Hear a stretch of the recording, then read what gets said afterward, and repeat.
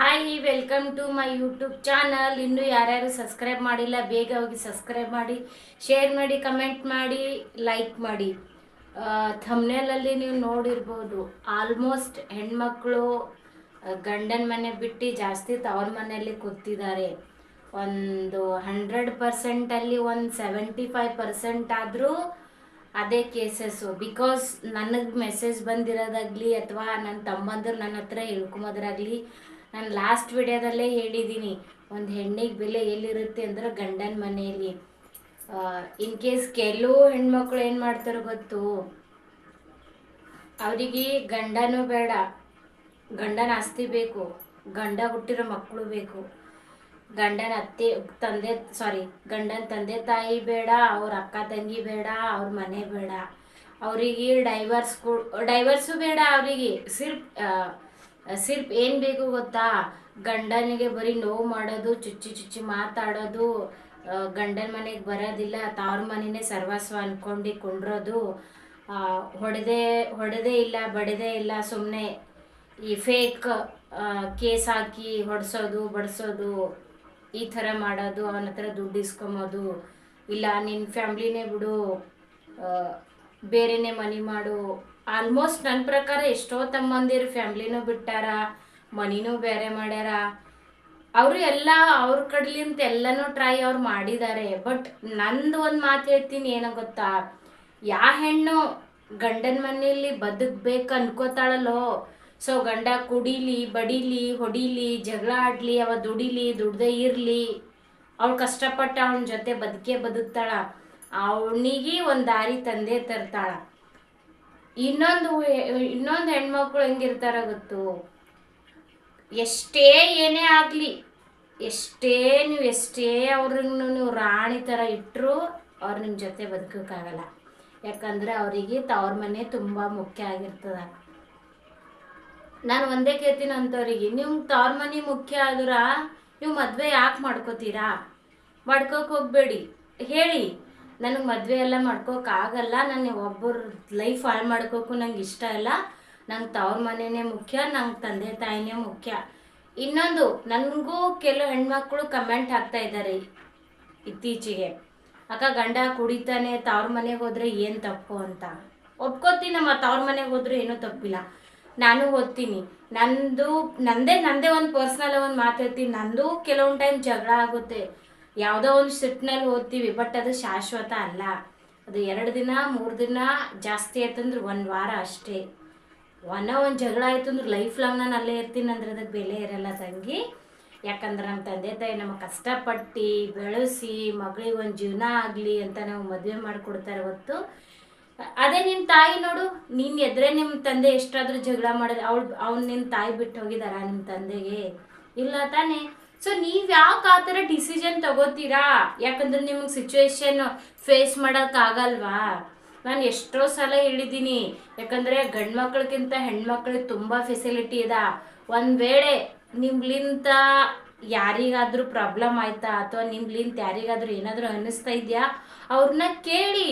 ಅದು ಬಿಟ್ಟು ನೀವೇ ಡಿಸೈಡ್ ಮಾಡ್ಕೋಕೆ ಹೋಗಬೇಡಿ ನನ್ನ ಜೀವನ ಇದೆ, ನಾನು ಹಿಂಗೆ ಇರಬೇಕು ಅಂತ. ಯಾಕಂದರೆ ಇದು ಸಾಯೋ ತನಕ ಸಂಬಂಧದ.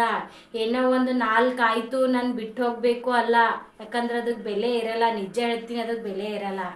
ಸೊ ನಾನು ಪ್ರತಿಯೊಂದು ತಂಗಿದವ್ರಿಗೆ ಹೇಳ್ತಾ ಇದ್ದೀನಿ, ಇರುತ್ತೆ. ಇವಾಗ ನನ್ನದೇ ಪರ್ಸ್ನಲ್, ಇವಾಗ ನನ್ನ ಗಂಡನ ಜೊತೆ ನಾನು ಅನ್ಕೋತೀನಿ, ನನ್ನ ಗಂಡ ನನ್ನ ಜೊತೆ ಇದೇ ಥರ ಇರಬೇಕು, ನಾ ಹೇಳಿದೆ ಕೇಳಬೇಕು, ಕಾಮನ್ನು. ಯಾಕಂದ್ರೆ ನಾವು ಒಂದು ತವ್ರ ಮನೆ ಬಿಟ್ಟು ಬಂದಿರ್ತೀವಿ, ನಮಗೆ ನಮ್ಮದೇ ಆದಂಥ ಆಸೆ ಕನಸು ಇರುತ್ತೆ. ಬಟ್ ಅದಕ್ಕೂ ಲಿಮಿಟ್ ಅಂತ ಇರಬೇಕು. ಯಾಕಂದ್ರೆ ನಮಗೆ ಅವ್ರು ಸಪೋರ್ಟ್ ಮಾಡ್ತಾಯಿದ್ರೆ ಅಂದ್ರೆ ನಾವು ಅವ್ರಿಗೆ ಸಪೋರ್ಟ್ ಮಾಡಬೇಕಲ್ಲ. ಯಾಕೆ ನೀ ಹೆಂಗೆ ನಿನ್ನ ತಂದೆ ತಾಯಿಯರ ಅಂತ ನೀನು ತವ್ರ ಮನೆಗೆ ಹೋಗ್ತೀನಿ, ನಾನು ಅಲ್ಲೇ ಇರಬೇಕು ಅಂತಿಲ್ಲ. ಅವನದು ಅವನಿಗೂ ಲೈಫ್ ಅದ. ಅವ್ರ ತಂದೆ ತಾಯಿನೂ ಕಷ್ಟಪಟ್ಟು ಮದುವೆ ಮಾಡ್ತಾರೆ. ಯಾಕಂದ್ರೆ ನಾಳೆ ನನ್ನ ಮಗನಿಗೆ ಒಂದು ಜೀವನ ಇರಲಿ, ನಾಳೆ ಒಂದು ವೇಳೆ ನಾನು ಸತ್ರು ಅವನ ಹೆಂಡತಿ ಅವಳನ್ನ ನೋಡ್ಕೊಲ್ಲಿ, ಒಂದು ನಂಬಿಕೆ ಮೇಲೆ ಯಾಕೆ ಮಾಡ್ತಾರೆ ಹೇಳು ಮದುವೆ? 4 ದಿನ ಮದುವೆ ಮಾಡ್ಕೊಂಡು ಒಂದು ಪಾಪು ಹೊಡಿದಿ, ನೀನು ಆ ಕಾಡಿ ಅವನು ಈ ಕಾಡಿ, ಇದೇನಾ ಸಂಸಾರ? ಇದೇನಾ ಮದುವೆ? ಬೆಲೆ ಐತಾ ಮದುವೆಗೆ ಈ ಥರ ಮಾಡಿದರೆ? ನೀವೇ ಹೇಳಿ. ಇಲ್ಲ ಅಕ್ಕ ನೀವು ಹೇಳ್ತಾ ಇರೋದು ತಪ್ಪು ಅಂದರೆ ಹೇಳ್ರಿ. ನಾನು ಇವತ್ತು ಹಿಡ್ದಾರ್ರಿ ಆ ಗಂಡ ಹೆಂಡತಿ ಸಂಬಂಧ ಬಗ್ಗೆ ನಾನು ರೀಲ್ಸನ್ನೇ ಮಾಡಲ್ಲ. ನಿಜವಾಗ್ಲೂ ಓಪನ್ ಚಾಲೆಂಜ್, ನಾನು ರೀಲ್ಸನ್ನೇ ಮಾಡಲ್ಲ ಒಂದು ವೇಳೆ ನಾನು ತಪ್ಪು ಹೇಳ್ತಾ ಇದ್ದೀನಿ ಅಂದ್ರೆ. ಇಲ್ಲ, ಯಾಕಂದರೆ ಈ ಪ್ರಪಂಚಲ ಹೆಣ್ಣು ಗಂಡಲಿಂತನೇ ಜಾಸ್ತಿ ಅದ. ಇಲ್ಲಿ ಯಾವ ಜಾತಿ ಬರಲ್ಲ, ಏನೂ ಬರಲ್ಲ. ಎರಡು ಜಾತಿ ಇರೋದು, ಒಂದು ಹೆಣ್ಣು ಗಂಡು. ಅದು ಬಿಟ್ಟು ನಾನು ಗಂಡನೇ ಬೇಡ, ಡೈವರ್ಸು ಬೇಡ, ನಾನು ಇಲ್ಲೇ ಬದುಕ್ತೀನಿ, ಅವನು ಅಲ್ಲೇ ಸಾಯ್ಲಿ ಅಂದ್ರೆ ಯಾಕೆ ಸಾಯ್ಬೇಕಪ್ಪ? ಅವನದೇ ಆದ ರೈಟ್ಸ್ ಅದ, ಅವನದೇ ಆದ ವ್ಯಾಲ್ಯೂ ಅದ, ಅವನದೇ ಆದ ಮನಿ ಇದೆ, ಆಸ್ತಿ ಇದೆ, ಪಾಸ್ತಿ ಇದೆ. ಅದ್ದೂರಿಯಾಗಿ ಮದುವೆ ಮಾಡ್ಕೊಂಡು ಬಂದು ನಾನು ಏನಾದರೂ ಅವನ ಜೊತೆ ನಿಮ್ಮ ಪ್ರಾಬ್ಲಮ್ ಇದ್ದರೆ ಕೂತು ಸಾಲ್ವ್ ಮಾಡ್ಕೊಳ್ಳಿ. ಅಷ್ಟು ಆಗಿಲ್ಲ ಅಂದ್ರೆ ನಾನು ಎಷ್ಟೋ ಸಲ ಹೇಳೀನಿ, ಮಹಿಳಾ ಸಂಘದ ಅಲ್ಲಿ ಹೋಗಿ, ಅಲ್ಲಿ ಆಗಿಲ್ಲ ಅಂದ್ರೆ ಪೊಲೀಸ್ ಸ್ಟೇಷನ್ ಅದ, ಎಲ್ಲನೂ ಅದ. ಅದು ಬಿಟ್ಟು ಸುಮ್ಮನೆ ಒಂದೇನೋ ಪೊಲೀಸ್ ಸ್ಟೇಷನ್ ಅದ ಅಂದ್ರೆ ಮುಗೀತು. ಸಣ್ಣ ಸಣ್ಣ ವಿಷಯನೂ ಸೀದಾ ಪೊಲೀಸ್ ಸ್ಟೇಷನ್ಗೆ ಹೋಗೋದು. ಯಾವುದು 4 ಮೂಲೆಯಲ್ಲಿ ಬಗೆಹರಿಯುತ್ತೋ 4 ಜನರ ಹತ್ರ ಕರ್ಕೊಂಡು ಹೋಗ್ತೀರಾ? ವ್ಯಾಲ್ಯೂ ಇರುತ್ತಾ? ಹಾಂ, ನೀನೇನು ನಿನ್ನ ಗಂಡನ ಬಗ್ಗೆ ನೀನು ಪೊಲೀಸ್ ಸ್ಟೇಷನ್ಗೆ ಹೋಯ್ತಲ್ಲೋ, ಅಲ್ಲಿ ನಿನ್ನ ಗಂಡನ ವ್ಯಾಲ್ಯೂ ಹಾಳಾಗಲ್ಲ. ನಿಜ, ಇಟ್ ಈಸ್ ಟ್ರೂ. ಬಿಕಾಸ್ ಅಲ್ಲಿ ಏನಾಗುತ್ತೆ ಗೊತ್ತಾ, ಅಲ್ಲಿ 4 ಜನರೆದ್ರು ನಾವು ಕೆಟ್ಟವಾಗ್ತೀರಿ. ಏ ಬಿಡು, ಅವಳು ಹುಡುಗಿ ಅಲ್ವಾ, ಯಾವುದೇ ಏನೋ ತಪ್ಪಿರ್ಬೋದು, ಅಥವಾ ಯಾರ ಜೊತೆ ಏನೋ ಸಂಬಂಧ ಇರ್ಬೋದು, ಅದಕ್ಕೆ ಕಟ್ಕೊಂಡು ಗಂಡನ ಜೊತೆ ನಿಯತ್ತಾಗಿರೋಕ್ಕಾಗಲ್ಲ. ನಾವಲ್ಲಿ ಎಷ್ಟೇ ನಿಯತ್ತಾಗಿದ್ರು ನಮಗಿದು ಒಂದೇ ಅಂತಾರ. ಅದಕ್ಕೆ ಹೇಳ್ತೀನಿ ತಂಗಿದರ, ತಪ್ಪಿತ್ತಾ ಅವ್ರನ್ನ ಜೊತೆಲಿ ಇದ್ಕೊಂಡೇ ಬಡೀದಿ ಹೊಡೀದಿ, ಗಂಡ ಅನ್ನಲ್ಲ, ಅವನು ನಿಯತ್ತಿಂದ ಇರಿಸಿ. ಅವನಿಗೆ ಅಧಿಕಾರ ಅದಲ್ಲ ನಿಮ್ಮ ಮೇಲೆ, ನೀವು ಅಧಿಕಾರ ಎಲ್ಲ ಕಟ್ಕೊಂಡಿರಲ್ಲ, 3 ಗಂಟೆ ಹಾಕೊಂಡಿರಲ್ಲ, ಅವನಿಗೆ ಬುದ್ಧಿ ಕಲ್ಸಿ ಒಳ್ಳೆ ದಾರಿ ತಂದು ಅವನ ಜೊತೆನೇ ಬದುಕಿರೋದಕ್ಕೆ ನಿಜವಾಗ್ಲೂ ಒಂದು ವ್ಯಾಲ್ಯೂ ಇದೆ. ಅದು ಬಿಟ್ಟು ನಾನು ಸುಮ್ಮನೆ ನನ್ನ ತಾಯಿ ಏನೋ ಅಂದ್ಲು, ನನ್ನ ತಮ್ಮ ಏನೋ ಅಂದ್ಲು, ನನ್ನ ಮನೆ ಕೆಲಸ ಮಾಡೋಕ್ಕಾಗಲ್ಲ, ನನ್ನ ಬಟ್ಟೆ ಒಗಿಯಕ್ಕಾಗಲ್ಲ, ನನ್ನ ಮಕ್ಕಳು ನೋಡ್ಕೋಕ್ಕಾಗಲ್ಲ, ನಿಮ್ಮ ಅವ್ವ ಚಂದ ಇಲ್ಲ, ನಿಮ್ಮ ಅಪ್ಪ ಚಂದ ಇಲ್ಲ, ಈ ಪ್ರಪಂಚದಲ್ಲಿ ಯಾರು ಚಂದ ಅದಾರಪ್ಪ? ಹಾಂ, ನೀವು ಕರೆಕ್ಟಾಗಿದ್ದೀರಾ? ನಿನ್ನೆ ಕರೆಕ್ಟಾಗಿದ್ದರೆ ನೀನು ತವ್ರ ಮನೆ ಬಿಟ್ಟು ಹೋಗ್ತಿರ್ಲಿಲ್ಲ. ಫಸ್ಟ್ ಆಫ್ ಆಲ್ ಹೇಳ್ತಾ ಇದ್ದೀನಿ, ನೀನು ಕರೆಕ್ಟಾಗಿದ್ದರೆ ತವ್ರ ಮನೆ ಬಿಟ್ಟು ಹೋಗ್ತಾ ಇರಲಿಲ್ಲ. ಯಾರ ಲೈಫ್ನಲ್ಲಿ ಕಷ್ಟ ಇಲ್ಲ? ನಿಮ್ಮ ತಂದೆ ತಾಯಿ ಲೈಫಲ್ಲಿ ಕಷ್ಟ ಇಲ್ಲ? ಯಾವತ್ತೂ ನಿಮ್ಮ ತಂದೆ ನಿಮ್ಮ ತಾಯಿನ ಜಗಳ ತೆಗ್ದಿಲ್ಲ, ಹೊಡೆದಿಲ್ಲ, ಬಡ್ದಿಲ್ಲ? ಅಲ್ಲಮ್ಮ, ಸುಮ್ಮನಿಲ್ಲ ಚೈಲ್ಡ್ ಬುದ್ಧಿಲಿಂದ ಲೈಫೆಲ್ಲ ಹಾಳು ಮಾಡ್ಕೋಕೆ ಹೋಗ್ಬೇಡ್ರಿ. ಆ ಗಂಡು ಮಕ್ಕಳದು ಜೀವನ ಅದ, ಅವಕ್ಕೂ ಒಂದು ಬೆಲೆ ಸಿಗಲಿ ಲೈಫಲ್ಲಿ. ಅವು ನೀವು ಹೆಣ್ಮಕ್ಳು, ನಾ ಎಷ್ಟೋ ಸರಿ ನೀವು ಹೆಣ್ಮಕ್ಳು ನೀವು ಅಳ್ತೀರಾ, ಅವಕ್ಕೆ ಅಳೋಕ್ಕಾಗಲ್ಲ. ಅವು ಹತ್ರ ಮರ್ಯಾದೆ ಹೋಗ್ತಾವಂತ ಒಳಗೆ ನುಂಗಿ ಒಂದಿನ ಸತ್ತು ಹೋಗ್ತಾವ. ಆ ಜಾಗದಲ್ಲೇ ನಿಮ್ಮ ತಮ್ಮನೋ ಅಥವಾ ನಿಮ್ಮ ಅಣ್ಣನೋ ಇದ್ರೆ ನಿಮ್ಮ ಅತ್ತಿಗೆ ಈ ಥರ ಮಾಡಿದ್ರೆ ನಿಮ್ಗೆ ಸರಿ ಅನಿಸುತ್ತಾ?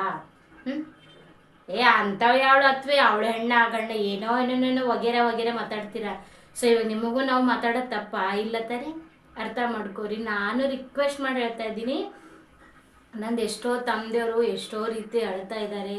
ನನ್ನ ತಮ್ಮದೇವ್ರಿಗೆ ಆದಷ್ಟು ಬೇಗ ಒಳ್ಳೇದಾಗಲಿ, ಅವ್ರು ಏನು ಲೈಫ್ನಲ್ಲಿ ಕಳ್ಕೊಂಡಾರ ಅವ್ರ ಮಕ್ಕಳನ್ನ ಹೆಂಡ್ತಿನ ಆಲ್ಮೋಸ್ಟ್ ಆದಷ್ಟು ಬೇಗ ಒಂದಾಗಲಿ ಅಂತ ನಾನು ಕೇಳ್ಕೊತಾ ಇದ್ದೀನಿ. ಇದು ಡ್ರಾಮಾ ಅನಿಸ್ಬೋದು ಅಥವಾ ಲೈಕ್ ಕಮೆಂಟ್ಗೋಸ್ಕರ ಅನಿಸ್ಬೋದು, ಇದು ನಿಮ್ಮ ಇಷ್ಟ, ನೀವು ಯಾವ ಥರ ತೊಗೋತೀರೋ ಆ ಥರ. ಬಟ್ ನಾನು ನಂಬಿರೋ ಆಂಜನೇಯ ಮೇಲೆ ಆಣೆ ಮಾಡಿ ಹೇಳ್ತಾ ಇದ್ದೀನಿ, ನಂಗೆ ಪ್ರತಿಯೊಬ್ಬರು ತಮ್ಮ ಚೆನ್ನಾಗಿರಬೇಕು, ತಂಗಿನೂ ಚೆನ್ನಾಗಿರಬೇಕು, ಅವಳು ಯಾವುದೇ ದಾರಿ ತಪ್ಪಬಾರ್ದು, ತಪ್ಪಿ ಲೈಫ್ ಹಾಳು ಮಾಡ್ಕೋಬಾರ್ದು, ಅವನು ಹೆಂಡತಿ ಬೆಲೆ ಕೊಟ್ಟು ಅವನು ಉಳಿಸ್ಕೋಬೇಕು.